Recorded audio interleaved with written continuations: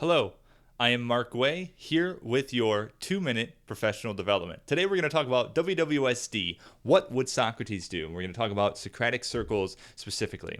So what exactly is a Socratic seminar? All right, so it's a teaching strategy to encourage students to engage in critical thinking, listening, communicating, and wonder. And then it's a forum in which students determine the flow of a classroom discussion and teachers really step back and then they serve as facilitators.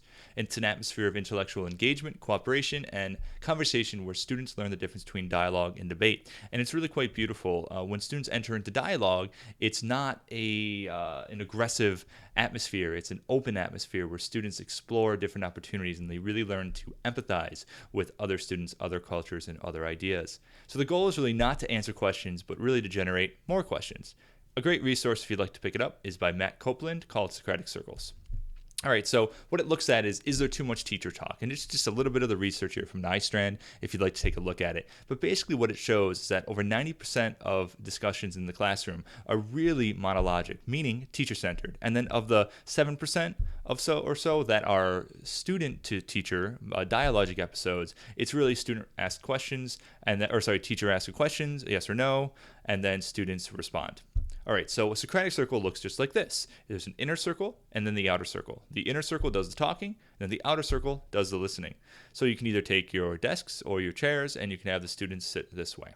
So here it is in 3 steps. Number 1, students create questions, and it could be based off the text that you're reading in class, or it could be based off what you're doing in your class unit. You can create the questions as the teacher, but I highly encourage you to offer students the ability to ask the questions and create the questions, and they can either email them to you or they can work on that the day beforehand. Step number 2 is you define the roles. Count off by 1s, 2s, 1s, 2s. Have the 1s go in the inside circle and the 2s go in the outside circle. And you could switch halfway through the class or you can switch the next day. You also are going to need to assign an inside circle student the role of facilitator. Step number 3 is you just get talking. So what does the inner circle do? The inner circle, they do the talking. Now, the outside circle and the inside circle, you can have them answer the questions. You can just say, all right, we're going to do question number 5, and have question number 5. You have 2 minutes to write in your notes your thoughts based on question number 5. But the inside circle is the only one that does the talking. This is in a focus free write format, so students write for the whole time, but they don't worry about grammar or spelling. So what does the outside circle do? They can make a plus minus delta chart. They can write down Socratic questions. And then the point of the Socratic questions is then they raise their hand, or you can have an empty chair in the inside circle and they can go in and ask those questions. I typically like to have the students raise their hands and then have the student facilitator call on them.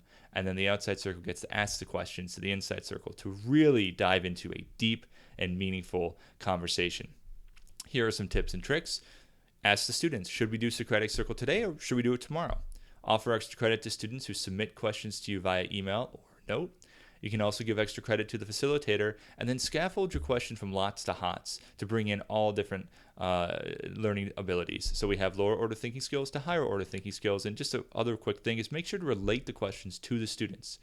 All right, well, I hope you enjoy this 2-minute professional development on Socratic Circles, and I can't wait to hear from you. Make sure to reach out to me at MarkWguay on Twitter. Take care.